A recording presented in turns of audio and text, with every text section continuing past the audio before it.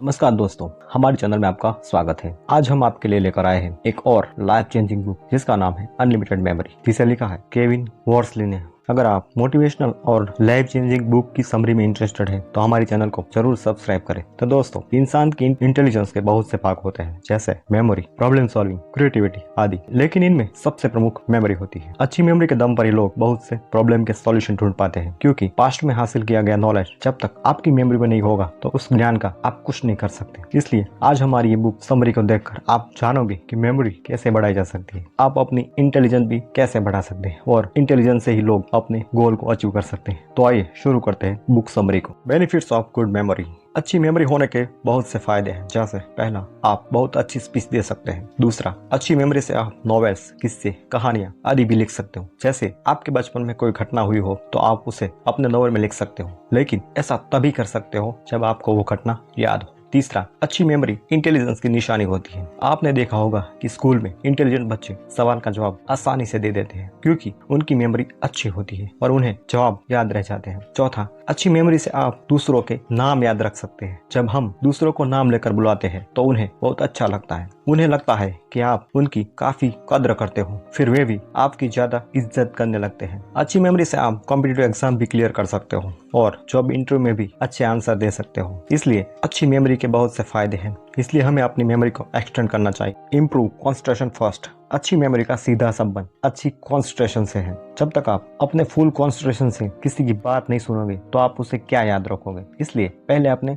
Concentration को बढ़ाएं। Concentration बढ़ाने के तरीके। पहला, सबसे पहले डिस्ट्रक्शन हटा दें। अगर आप किसी की बात सुन रहे होते हो तो सोशल मीडिया से दूर रहें। ऐसे ही फोन पर मैसेजेस आदि चेक न करें, ये सब आपका ध्यान हटा देते हैं, जिससे आप ठीक से कंसंट्रेशन नहीं कर पाते और सामने वाले की बात भी नहीं समझ पाते। जब आप कुछ समझोगे ही नहीं तो मेमोराइज कैसे कर पाओगे। कंसंट्रेशन बढ़ाने का दूसरा तरीका है PIC टेक्निक। P यानी पर्पस, I यानी इंटरेस्ट, C यानी क्यूरियस। पर्पस। सबसे पहले पर्पस ढूंढे। यह सोचे कि आप कोई लेक्चर क्यों सुन रहे हो। आपका पर्पस हो सकता है अच्छे मार्क्स लाना, जिससे अच्छी जॉब मिलेगी। अच्छी जॉब मिलेगी तो अच्छा घर, गाड़ी आदि ले पाओगे और अच्छा लाइफ पार्टनर भी ढूंढ पाओगे। इंटरेस्ट। बहुत बार हमें लेक्चर बोरिंग लगते हैं, ऐसे में आप उसे इंटरेस्टिंग बना लें। इसके लिए आप लगातार खुद से क्वेश्चन करते रहें। सामने वाला जो स्टेटमेंट दे रहा है उसके बारे में क्वेश्चन करें, लेकिन जेन्युइन क्वेश्चन करें। बाकी के क्वेश्चन खुद को पूछें। इससे आपका ब्रेन एक्टिव रहेगा और लेक्चर से बोरियत नहीं होगी। क्यूरियस। जो भी लेक्चर का टॉपिक हो उसके प्रति क्यूरियस बने रहें और यह सोचें कि आगे क्या होगा और इससे मुझे क्या फायदा होगा, या इसमें चेंज करके क्या नया बनाया जा सकता है। तो दोस्तों, इन सब ट्रिक्स से आपकी कंसंट्रेशन कई गुना बढ़ जाएगी। Create funny images. अगर आपको कोई चीज याद रखनी है तो उसके ब्रेन में फनी पिक्चर बना लें।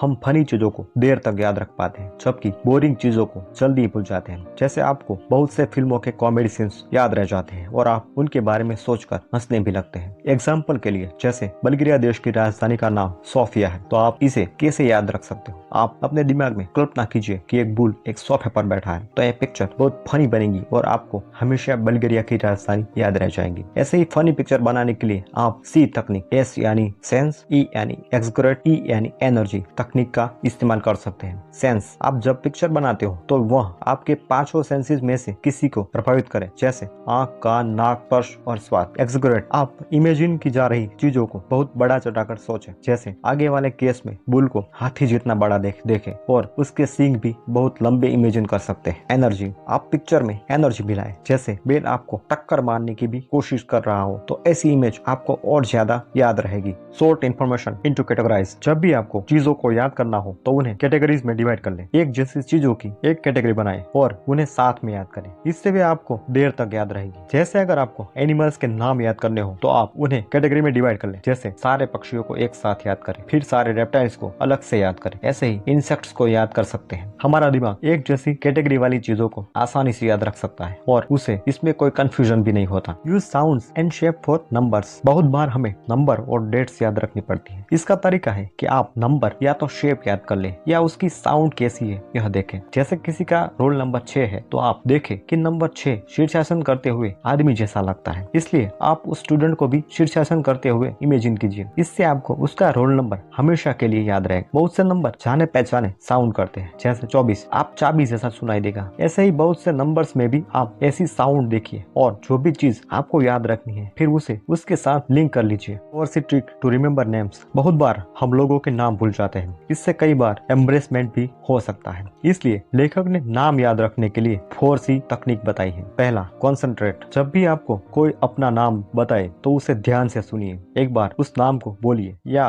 उस व्यक्ति से नाम का मीनिंग पूछिए। ऐसा 1-2 बार करने से आप उसका नाम आसानी से याद रख पाओगे। दूसरा, क्रिएट। इसके बाद आप उस आदमी के नाम की इमेज बना लीजिए। जैसे किसी का नाम पंकज है तो आप उसे एक कमल पर बैठा देख सकते हो, क्योंकि पंकज का मतलब कमल होता है। तीसरा, कनेक्ट। अब आप उस आदमी के नाम को उसके चेहरे से जोड़ लीजिए। ध्यान से देखिए कि उस आदमी का कौन सा फेशियल फीचर्स अलग सा है। अगर उसकी नाक बड़ी है तो आप देख सकते हैं कि कमल का फूल उसकी नाक से निकल रहा है। इस तरह की इमेज से आप उस आदमी का नाम और फेस कभी नहीं भूल पाओगे। चौथा, कंटिन्यूअस यूज। उस आदमी का नाम आप डायरी या फोन में लिख लीजिए। 1-2 बार उसका इस्तेमाल कीजिए। जब भी आप उस आदमी से मिलिए तो नाम लेकर ही उसे पुकार। Revise, revise and revise. बहुत से बच्चे क्लास में पढ़ी हुई चीज को याद ही नहीं रख पाते, उनकी मेमोरी बहुत कमजोर होती है। इसके लिए लेखक ने रिवीजन की तकनीक बताई है। दरअसल हमारा ब्रेन सोने के बाद 80% चीजों को भूल जाता है, क्योंकि उसे लगता है कि वे जरूरी नहीं है। इस वजह से हम जरूरी सबक भी भूल जाते हैं। इससे बचने के लिए आपको अपनी शॉर्ट टर्म मेमोरी को लॉन्ग टर्म मेमोरी में कन्वर्ट करना पड़ेगा। सबसे पहले आप अपने सबक को घर जाकर रिवाइज करें, फिर जब अगले दिन सोकर उठे तो भी रिवाइज कर लें। इससे नींद में भूली गई चीजें आपको फिर से याद आ जाएंगी। लेकिन इसके बाद भी आप 7वें दिन को फिर से रिवाइज करें, फिर 14वें दिन को, और फिर महीने बाद को रिवाइज करें। इस प्रकार इतनी रिवीजन कर लेने के बाद आपकी मेमोरी लॉन्ग टर्म बन जाएगी और आप उस चीज को कभी नहीं भूलोगे। Start observing things. रोजमर्रा की जिंदगी में हम एक रोबोट की तरह जीते रहते हैं। हम चीजों पर ज्यादा ध्यान ही नहीं देते।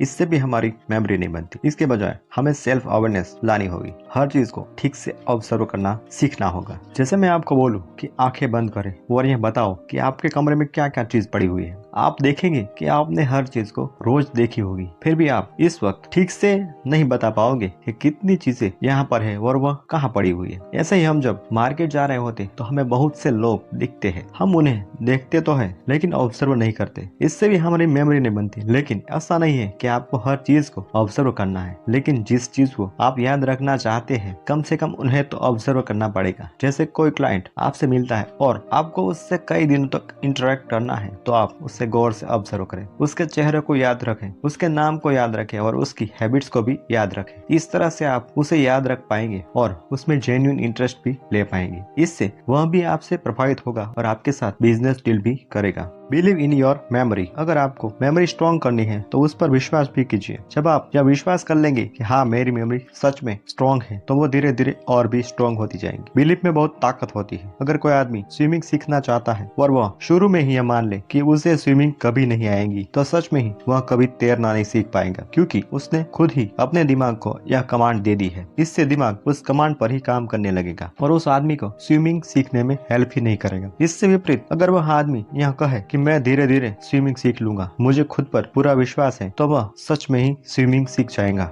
ऐसा ही मेमोरी के साथ है। अगर आप शुरू में ही यह मान लेंगे कि मुझे कुछ भी याद नहीं रहता तो यह आपका एक नेगेटिव बिलीफ होगा। यह कमांड आपके दिमाग में चली जाएंगी और उसे लगेगा कि सच में आपको याद नहीं रहता। इसलिए आप हमेशा पॉजिटिव बिलीफ रखें। यह कहें कि मेरी मेमोरी बहुत स्ट्रॉन्ग है और दिन ब दिन वह बढ़ती जा रही है। उससे आपके सबकॉन्शियस ब्रेन को यह कमांड जाएगी और वह इस बात पर यकीन कर लेगा। फिर वह सच में ही आपकी मेमोरी को बढ़ा देगा। दोस्तों, उम्मीद है कि अनलिमिटेड मेमोरी बुक की समरी से आपको भी अपनी मेमोरी बढ़ाने के लिए इंपॉर्टेंट टिप्स मिली होगी। इस पर अमल करना शुरू करें। इससे आपकी मेमोरी और इंटेलिजेंस दोनों बढ़ जाएंगे। अगर दोस्तों आपने अभी तक हमारा चैनल सब्सक्राइब नहीं किया है तो प्लीज सब्सक्राइब जरूर करें। अगर आपको हमारा यह वीडियो अच्छा लगा हो तो लाइक जरूर करें। आपका कीमती समय देने के लिए धन्यवाद।